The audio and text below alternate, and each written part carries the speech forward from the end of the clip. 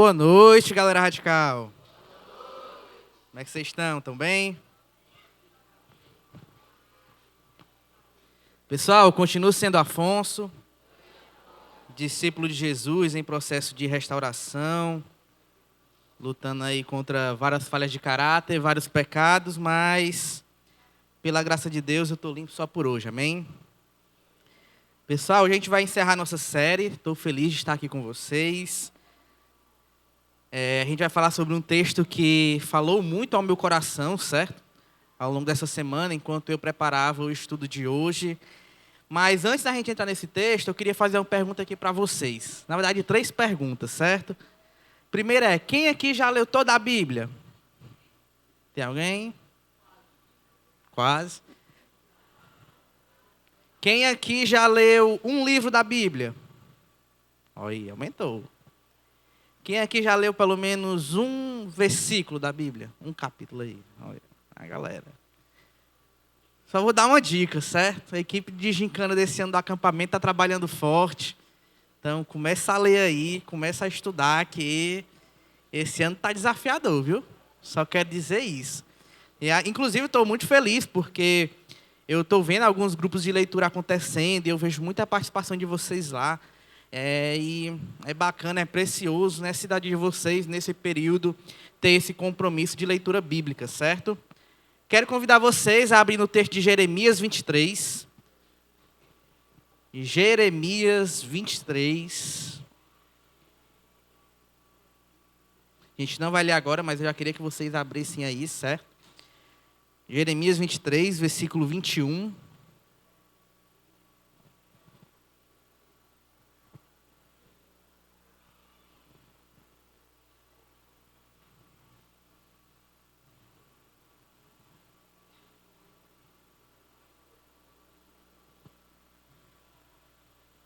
Me baseou por ti, viu? Tá, abriu aí? Deu bom? Pessoal, enquanto vocês vão abrindo, eu vou já conversar aqui com vocês, certo?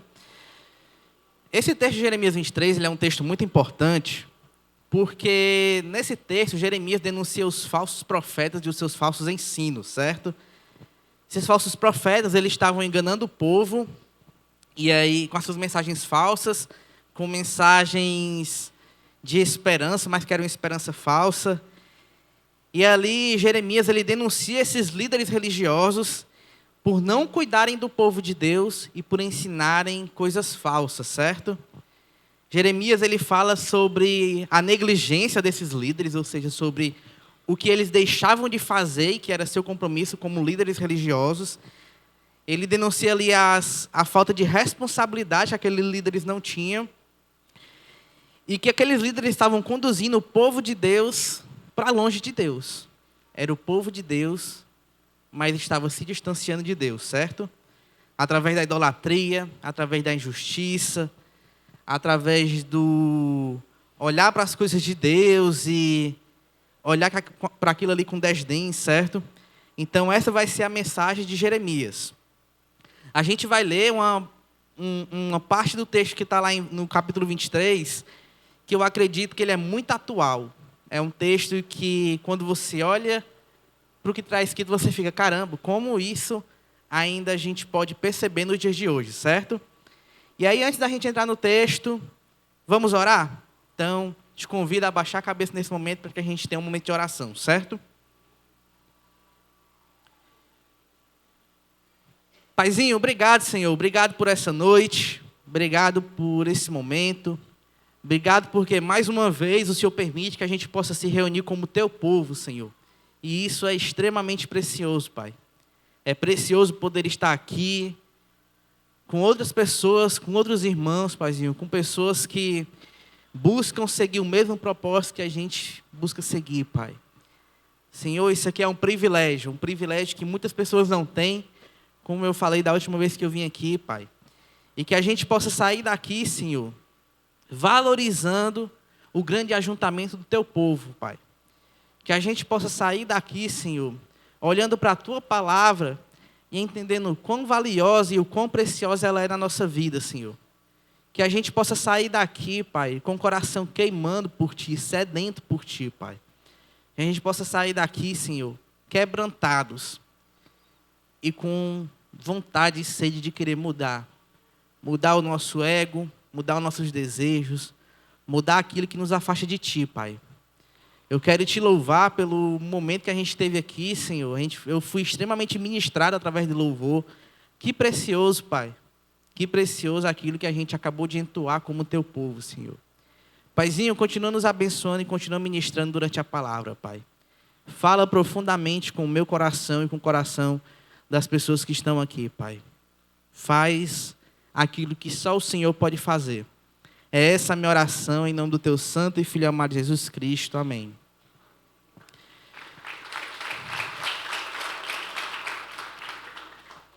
Pessoal, a gente vai entrar aqui no texto, mas eu quero destacar duas coisas antes, que são funções de alguém que é um líder religioso, de alguém que é um pastor, de alguém que cuida do rebanho do povo de Deus, certo? A primeira coisa é que um líder religioso, um pastor, ele deve proteger o rebanho. Quando eu falo de proteger, eu estou falando de proteger o povo de falsos ensinos, de falsas doutrinas, daquilo que não é condizente com o que Deus revelou. Essa é uma das primeiras funções de alguém que é um líder religioso, certo? Já a segunda é a de ensinar a verdade. Como é que o pastor protege? Ensinando a verdade. Ensinando aquilo que está escrito na palavra de Deus. Ensinando aquilo que Deus nos revelou através da sua palavra. Então, quando a gente olhar para esse texto de hoje, tenha em mente essas duas perspectivas do que é a função de um pastor, certo? Existem várias outras, mas hoje eu quero destacar essas duas. Acompanha comigo aqui o texto, certo? A gente vai ler do versículo 21 até o 31, se eu não me engano. Eu tinha botado até o 29, mas enquanto eu estava lendo ali, eu falei para a produção, gente, eu vou esticar mais um pouquinho, até o 32, certo? E aí, se você não conseguiu abrir ainda, acompanha aqui comigo nos slides, certo? Eu vou ler aqui na televisão. Então o Senhor Deus disse, eu não enviei esses profetas, nem lhes dei mensagem alguma. Mas assim mesmo, eles saíram correndo e falaram em meu nome. Se eles tivessem conhecido os meus pensamentos secretos, poderiam ter anunciado a minha mensagem assim, teriam feito o meu povo abandonar a sua vida errada. Percebe aqui, certo? O meu povo abandonar a vida errada. O povo de Deus estava caminhando por um caminho que não era o que Deus queria. E as maldades que vivem praticando. Eu sou o Deus que está em toda parte, não num só lugar. Sou eu, o Senhor, quem está falando. Ninguém pode se esconder num lugar onde eu não possa ver. Então vocês não sabem que eu estou em toda parte, no céu e na terra? Eu sei o que tem dito esses profetas que falam mentiras em meu nome e afirmam que lhes dei minhas mensagens nos seus sonhos. Por quanto tempo ainda esses profetas vão enganar o meu povo com as mentiras que inventam? Eles pensam que os sonhos que contam vão fazer com que o meu povo me esqueça. Assim como os pais deles me esqueceram por causa do Deus Baal. O profeta que teve um sonho devia contá-lo como um simples sonho. Mas o profeta que ouviu a minha mensagem devia anunciá-la fielmente. Que vale a palha comparada com o trigo? A minha mensagem é como fogo, é como uma marreta, que quebra grandes pedras. Sou eu, o Senhor, quem está falando. Eu sou contra, olha isso aqui que forte, gente. Eu sou contra esses profetas que roubam as palavras uns dos outros e as anunciam como se fosse a minha mensagem. Também sou contra esses profetas que falam as suas palavras e afirmam que elas vieram de mim. Escutem o que eu, o Senhor, estou a dizer. Sou contra os profetas que contam sonhos cheios de mentiras. Eles contam esses sonhos e dizendo mentiras e se gabando, fazendo o meu povo errar. Eu não os enviei nem os mandei ir. E eles não ajudam o meu povo em nada. E eu, o Senhor, estou falando. A gente para aqui, certo? Vocês sabem como é que Deus se revela? Alguém aqui quer arriscar, falar aí do seu canto? Como é que Deus se revela numa única palavra? Alguém aqui quer dizer?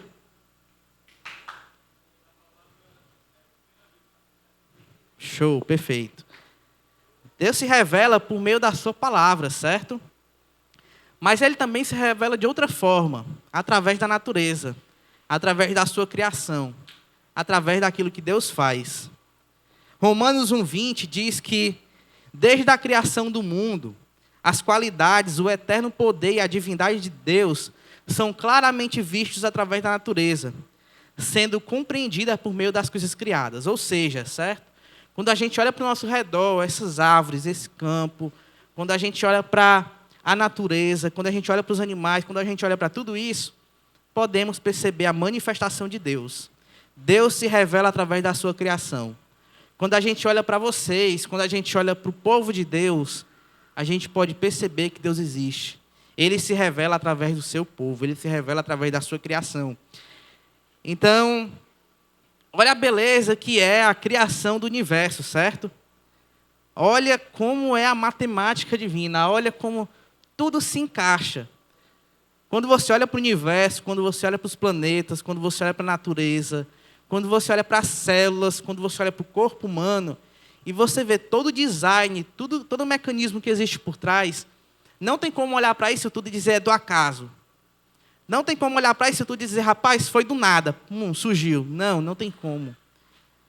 Através dos cálculos, através da inteligência que existe por causa de cada coisa que Deus criou, podemos perceber que existe um design ali por trás.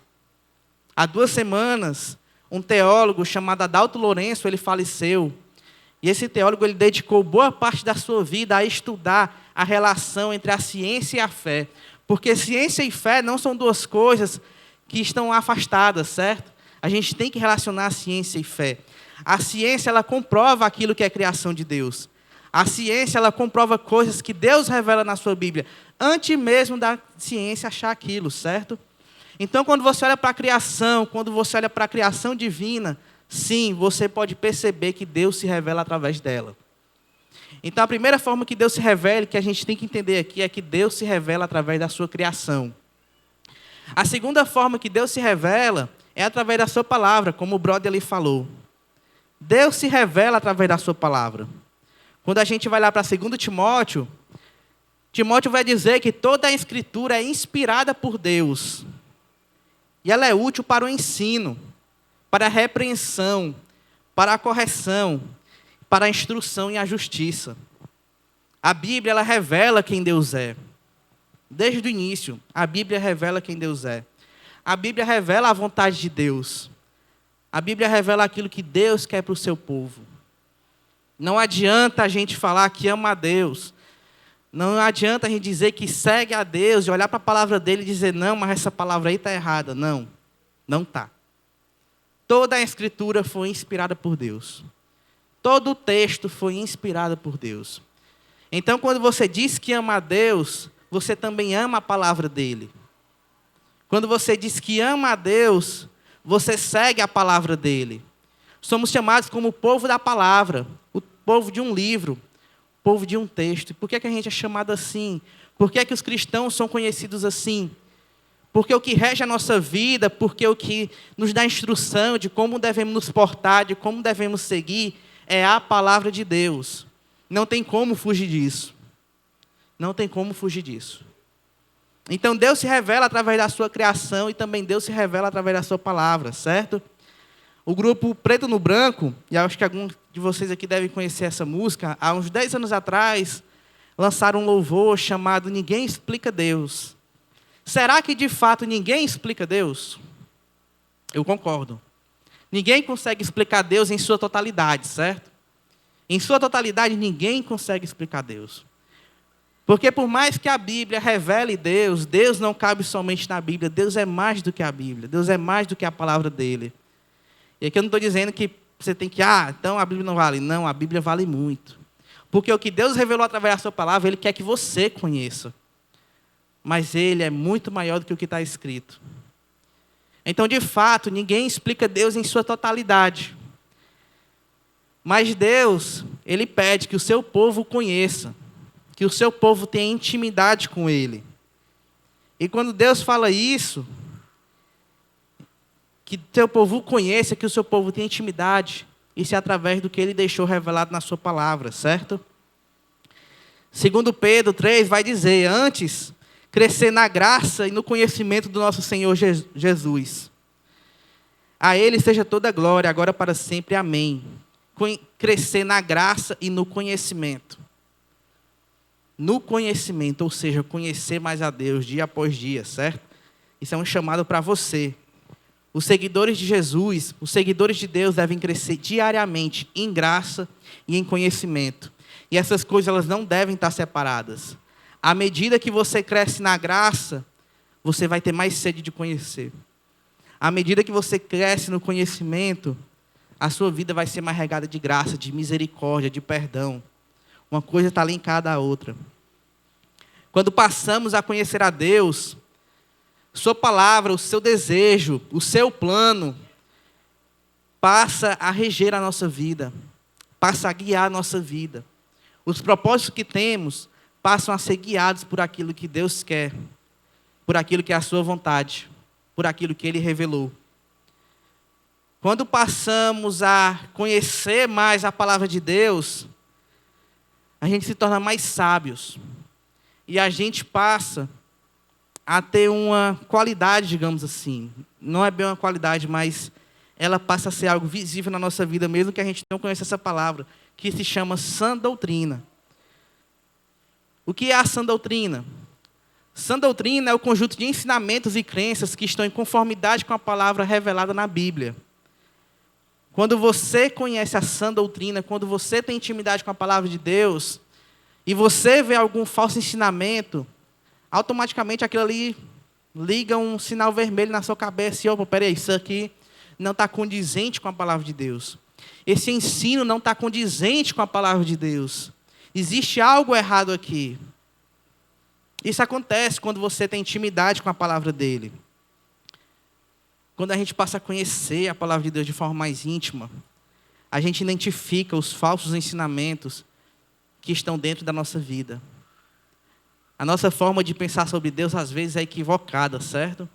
Às vezes a gente enxerga Deus de uma forma que não é exatamente como Ele é. E a gente passa a pensar... Isso é normal, tá? Normal.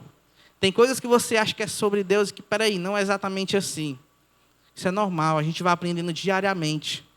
E você percebe essas coisas quando você tem intimidade com a palavra de Deus.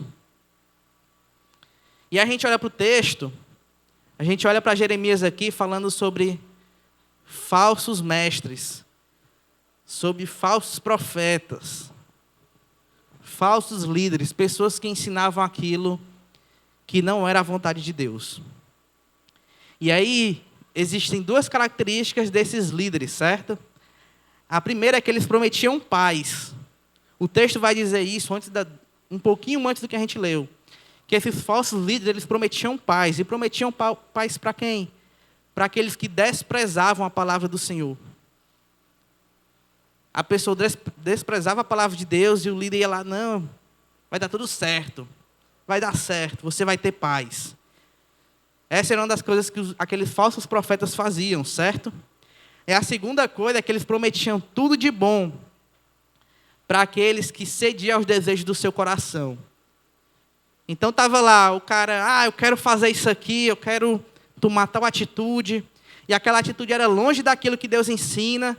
E aí o falso líder lá, não, pode fazer, vai dar certo. Vai acontecer tudo de bom na tua vida. Tu vai ser abençoado, vai acontecer de acordo com a forma que tu quer. E é por isso que a gente deve sempre viver com o seguinte alerta, certo? Será que o que eu ensino sobre Deus e eu aprendo sobre Ele é condizente com o que a palavra dele revela? A falsa mensagem sobre Deus prometer paz aqui nesse texto, tudo de bom, e que Deus não prometia isso, só era visível quando você tinha intimidade com a palavra dele. E eu vou passar a mensagem todinha falando isso. Porque se você sair daqui com esse entendimento de que você precisa ter intimidade com a palavra de Deus, pronto, já valeu, certo? Já valeu. Mas essa chave só virava quando as pessoas tinham intimidade com a palavra dele. E aí, hoje, quando a gente olha para a nossa sociedade, quando a gente olha para as igrejas de hoje em dia, existe um cenário onde as pessoas elas buscam a Deus querendo que tudo dê certo na sua vida. Existe uma coisa chamada teologia coach hoje em dia. E quando a gente fala de teologia coach, é uma teologia que diz, não, vai dar tudo certo. Você vai ter prosperidade, você vai ter bênçãos. Mas eu quero te falar uma coisa. Deus não prometeu prosperidade. Deus não prometeu que a sua vida vai ser só bênção, vai ser foguete não tem ré, só para cima. Não, Deus não prometeu isso não. De fato, Deus, Ele fala sobre conforto. Ele fala sobre paz. Mas paz e conforto que vem dEle. Paz e conforto que vem dEle e não de bens materiais. Deus não promete que você vai ser rico financeiramente, não. Se você pensa em seguir a Deus por causa disso, meu irmão, está errado. Minha irmã, está errado. O que Deus promete é que você vai ser rico nele. Porque nada vai te fazer falta quando você confia em Deus, quando você confia nos propósitos dele para a tua vida. Nada vai te fazer falta. A gente olha para Paulo lá em Filipenses 4, e olha como isso aqui testifica que Jesus foi real, que Jesus foi visível para Paulo, que Jesus realmente pisou na terra. Olha como isso aqui testifica, certo? Quem era Paulo? Paulo era alguém que tinha tudo, era um mestre. Era alguém que conhecia a palavra, conhecia o Antigo Testamento. Mas Paulo não tinha graça. E Paulo ele vivia numa zona de conforto, porque perseguir os cristãos, quando ele ainda não era convertido, era uma zona de conforto, certo? Perseguir pessoas que não concordavam com ele era uma zona de conforto para Paulo. Então, Paulo ele estava lá, de boa, tudo dando certo na vida dele, tudo vai dar certo. Tudo caminhava para o bem de Paulo. E aí, de repente, ele se converte. E quando ele se converte, ele começa a ser alguém que é perseguido, torturado, preso, maltratado. Isso que acontece com Paulo. Para a pessoa sair da sua zona de conforto e viver uma vida de perseguição, uma vida de sofrimento, ou Jesus de fato é real, e Paulo testemunhou, e ele viu o que Jesus fez, e diante daquilo ele falou, esse é o Filho do Deus vivo. E quando ele fez isso, ele renunciou tudo aquilo que era conforto na vida dele. Ou então Paulo é louco. E olhar para o que Paulo escreveu, olhar para o que ele fez, olhar para tudo que aconteceu na vida dele, não tem como dizer que esse cara é louco. Ninguém é tão influenciado espiritualmente por um cara que você pode dizer que é louco. Ou seja, Jesus é real, Jesus é visível. Porque homens que nem Paulo deixaram a sua zona de conforto para viver uma vida de perseguição. Isso só acontece quando você percebe que Jesus é real. E aí você vai lá em Filipenses 4, e Paulo vai dizer o seguinte, sei o que é passar necessidade, sei o que é ter fartura. Paulo sabia, certo? O que é ter fartura. Aprendi a passar por toda e qualquer situação, seja bem alimentado, seja com fome, tendo muito ou passando necessidade, porque tudo posso naquele que me fortalece.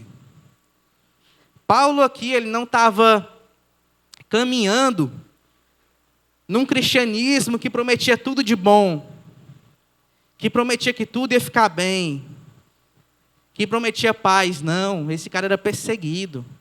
Esse cara dormia e acordava com um senso de perseguição. Imagina o que é isso, você dormir e acordar sem ter paz, pensando que a qualquer hora alguém pode te pegar, alguém pode te prender, alguém pode te matar. Era isso que acontecia com Paulo, certo? Então, Paulo ele não queria esse falso ensinamento aqui que está escrito, que os falsos profetas davam em Jeremias. Não, ele queria aquilo que Deus revelava em sua palavra. Por isso que esse texto mostra como Jesus é real, gente, porque não faz sentido. Se você busca uma vida de conforto, eu quero te dizer que não seguir a Jesus é o conforto, certo? Mas deixa eu te falar outra coisa.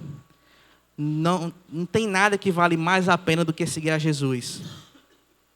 Não tem nada que vale mais a pena do que seguir a Jesus. Não é pelo que Ele fará na nossa vida, mas é pelo que Ele já fez. Ele morreu na cruz, por mim e por você, por cada um de nós. Não existe amor maior que esse, certo? É isso que Paulo entendeu e é isso que você tem que entender. Voltando aqui para o texto, a gente pode perceber um trecho que diz que a palavra de Deus é como fogo. E a palavra de Deus também é como martelo. Fogo e martelo, certo? E por que o texto diz isso? Que a palavra de Deus é como fogo e é como martelo? O fogo, geralmente, ele é associado à purificação e à destruição. Não sei se você sabe, mas no tempo dos astecas, no tempo dos maias, no tempo que a tecnologia não era tão avançada, quando alguém precisava fazer uma cirurgia, alguma coisa, e não tinha como esterilizar por meio da tecnologia, o que se fazia era pegar o material, o instrumento de cirurgia e colocar no fogo. E o fogo esterilizava aquele instrumento. Matava ali os germes, as bactérias que existem naquele instrumento. Então, o fogo ele é um objeto de purificação. E a palavra de Deus, ela promove purificação na nossa vida. E é por isso que o texto fala sobre purificação, certo? Mas o fogo também destrói. E a palavra de Deus tem o poder de destruir aquilo que é pecado e mau hábito na nossa vida. A palavra de Deus tem o poder de destruir aquilo que está errado na nossa vida. Quando a gente passa a ter intimidade com a palavra de Deus e a gente começa a ler o texto começa a apontar coisas na nossa vida que a gente percebe, opa, peraí, isso aqui está errado. Vixe, isso aqui não é condizente com aquilo que Deus quer para a minha vida. Eita, estou vacilando nisso aqui. E à medida que você tem intimidade com aquela palavra, à medida que você conhece mais a Deus, Deus vai destruindo os seus pecados, as suas falhas de caráter. E aqui não é do dia para a noite, certo? Não é uma chave que vira e pá, me libertei. Não, é um processo de restauração que vai acontecendo. Mas à medida que você tem intimidade com Deus, através da sua palavra, sim, os maus hábitos, os pecados, tudo isso, você vai querer deixar para trás. Deixa para trás. Você vai querer se libertar dessa corrente que te escraviza. Então é por isso que a palavra de Deus é fogo, certo? Mas ela também é martelo. E o martelo, ele tem a força de quebrar uma parede, de quebrar uma pedra. E o que a palavra de Deus diz é que temos um coração de pedra. Mas quando a gente conhece a Ele, quando a gente passa a ter intimidade com Ele, esse coração de pedra se torna um coração de carne. Quando você se converte, quando você tem um encontro com Jesus, você geralmente tem um momento de quebrantamento, de choro. Você percebe que acontece algo na sua vida que é inexplicável, é sobrenatural. E o que está acontecendo ali é o teu coração de pedra se tornando um coração de carne. Brennan Manning dizia que os nossos corações de pedra se tornam corações de carne quando descobrimos onde choram os renegados. O povo de Deus é um povo renegado. Quando você descobre que no meio do povo de Deus existe conforto, existe alento, existe acolhimento. No meio do povo de Deus existe suporte mútuo, um caminhando com o outro em busca de restauração. O seu coração de pedra se torna um coração de carne, certo? E é por isso que a palavra de Deus ela é comparada também como um martelo. Então, para a gente ir finalizando aqui, eu quero te convidar a sair daqui hoje com os seguintes entendimentos, certo? A palavra revela Deus. A palavra dele revela Ele. O segundo é que a palavra de Deus pode ser usada como meio de santificação. Se você luta contra algo, se você tem algo na sua vida que você não consegue deixar para trás, leia, tenha intimidade, conheça a Deus através da sua palavra. E você vai ver como Ele vai transformar a sua vida. Você vai ver como Ele vai agir na sua vida, certo? E a terceira coisa é que se você é um seguidor de Jesus, se você diz que ama a Deus, você precisa conhecer a palavra dEle. Você precisa ler o texto. Não com o objetivo somente de conhecer, certo? Mas com o objetivo de ter intimidade. Eu já falei isso aqui várias vezes, mas eu volto a falar. Quando a gente diz que ama alguém, e aí o melhor exemplo para mim é os avós, né? Quando a gente tem um carinho pelos nossos avós, a gente ama nossos avós, e uma das coisas que a gente mais gosta de fazer é escutar as histórias antigas dos nossos avós. De quando eles tinham a nossa idade, de como é que era na época deles, que não tinha tecnologia, celular, e a gente gosta de escutar aquelas histórias, né? Quando a gente lê a palavra de Deus é a mesma coisa. A gente percebe como Deus agiu ao longo da história da humanidade. E aquilo ali nos faz ficar maravilhados, esperançosos diante daquilo que Deus pode fazer, certo? Então você tem que sair daqui com essas 3 verdades. Mas ao mesmo tempo eu quero deixar também alguns conselhos práticos para você. De como você pode trazer a palavra de Deus, a sua devida importância na sua vida. O primeiro conselho é: estabeleça uma rotina diária de leitura bíblica. Reserve um tempo específico no seu dia. seja de manhã, seja à noite. Você não precisa ler 3 capítulos ao dia, leia 1. Mas reserva um tempo no seu dia para você ler a palavra de Deus. A gente fala que não tem tempo para nada, mas deixa eu te falar uma coisa. Se tem uma coisa que toma o nosso tempo ao longo do nosso dia, é os nossos vícios, certo? Quando a gente é viciado em algo, aquilo toma o nosso tempo. E você pode ter 30 horas, 50 horas, 70, 100 horas no seu dia. Mas ainda assim, você não vai ter tempo para nada. Porque todas essas horas que você vai ter a mais, elas vão ser tomadas por aquilo que é teu vício, por aquilo que te consome. Isso só muda quando você racionalmente busca mudar, certo? Quando você para, enxerga o erro e diz, rapaz, eu quero mudar. Se é o celular que consome o teu dia, diminui o tempo. Se é os jogos que acabam com o teu dia, com o teu tempo, diminui o tempo que você vai jogar. Se não está fazendo efeito, corta aquilo da tua vida. Mas se aquilo ali é um vício, não adianta. Você pode ter 1000 horas no seu dia e ainda não vai ser tempo suficiente, porque o vício é que está dominando esse teu tempo, certo? Então estabelece diariamente um horário, um turno, um momento, onde você consegue ler a palavra de Deus com qualidade, onde você consegue olhar para a palavra de Deus e dizer, vou reservar esse tempo aqui para ler. Nem que seja um capítulo, mas eu vou dedicar esse tempo para ler a palavra de Deus. Como eu falei, quando eu falo isso, eu não falo com um pesar de, meu Deus, isso é tão difícil para os adolescentes que estão nessa igreja, não. Porque eu fico maravilhado quando eu olho os grupos de leitura que está acontecendo ao longo desse ano e eu vejo a participação de vocês lá, certo? Eu fico de verdade muito feliz com isso. Porque quando eu tinha a idade de vocês, eu não tive isso. Eu não conhecia Jesus adolescente. Eu já estava no final da minha adolescência, certo? E aí, quando eu olho para esse privilégio que vocês têm, eu digo assim, rapaz, isso vai fazer muita diferença na vida de vocês. Vai fazer muita diferença, certo? A segunda coisa, o segundo conselho é, utiliza recursos de estudo para ler a palavra de Deus. Busca comentário na internet, podcast, busca vídeos curtos. Tem alguma dúvida, anota. Coloca no seu grupo do GR. Mas usa aquilo que é recurso para auxiliar na tua leitura bíblica. Faz muita diferença quando a gente lê um texto bíblico e busca o contexto, o porquê daquilo. Por que aconteceu aquilo? Qual era o momento? Qual era o contexto histórico? Quando você busca essas coisas, a leitura se torna mais rica e se torna mais prática também, certo? Terceiro conselho é participe de um GR.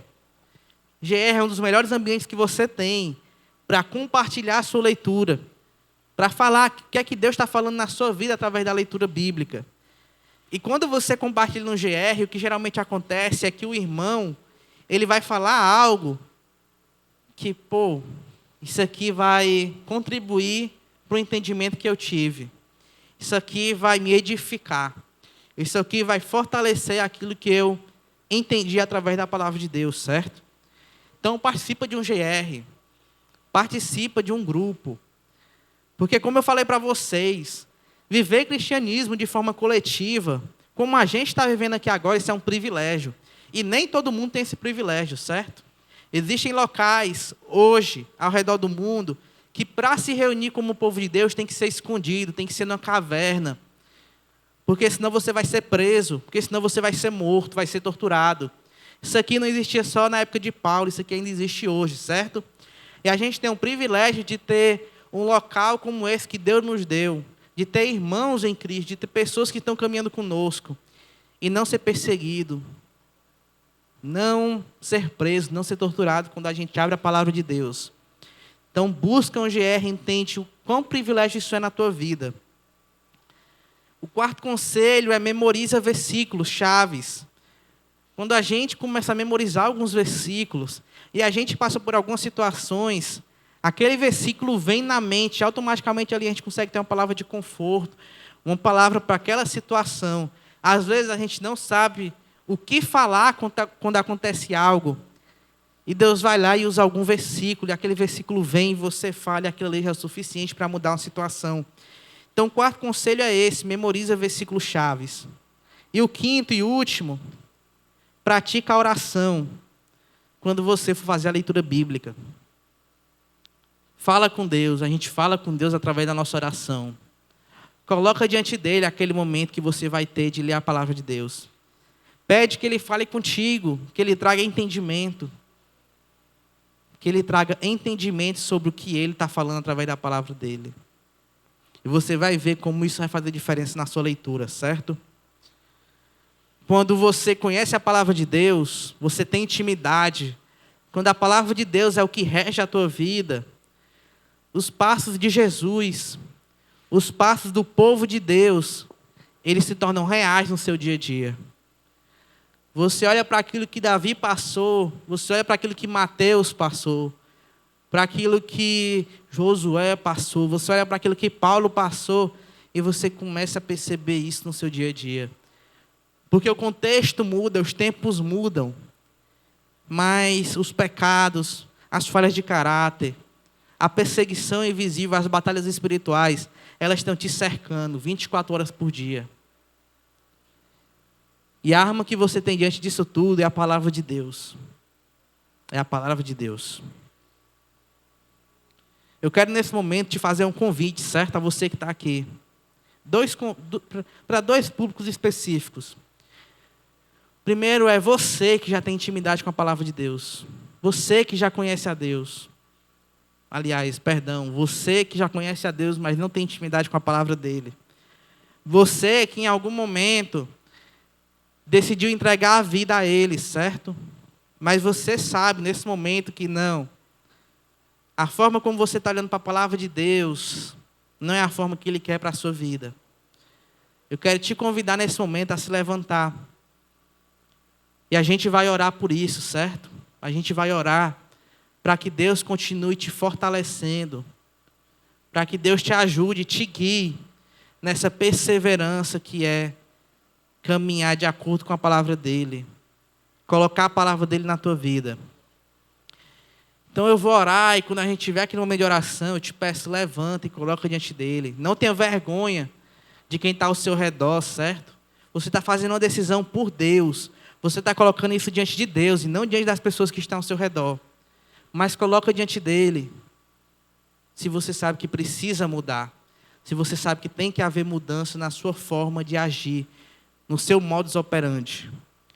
E o segundo convite que eu quero fazer é para você que não conhece a Jesus.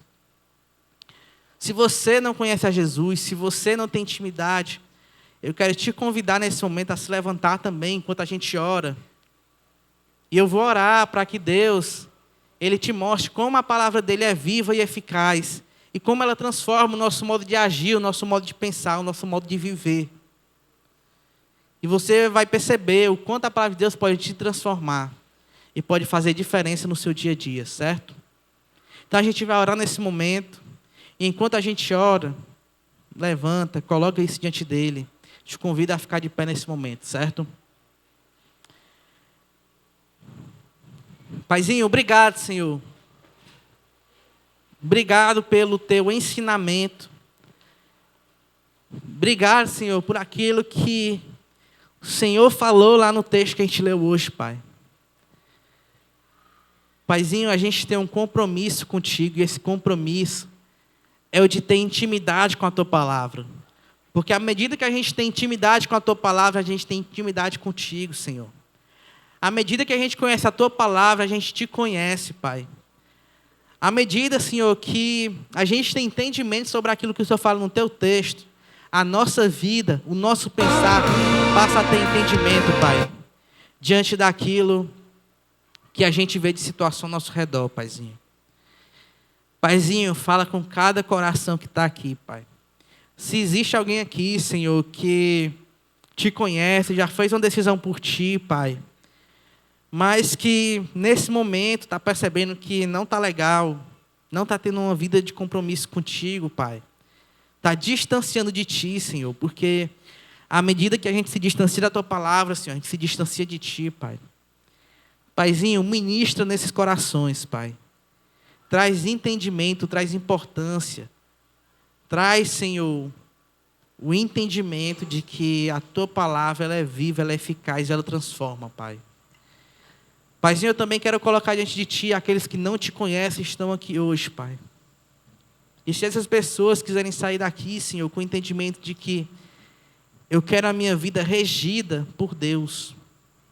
Eu quero a minha vida regida por aquilo que Deus revelou através da Sua palavra. Pai, faz.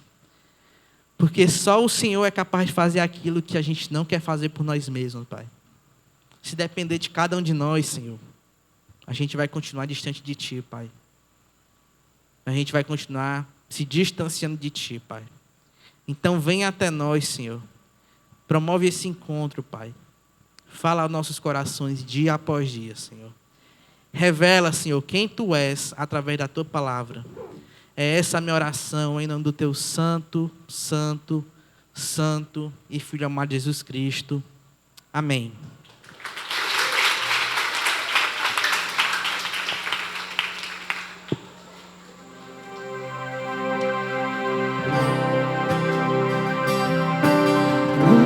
Desire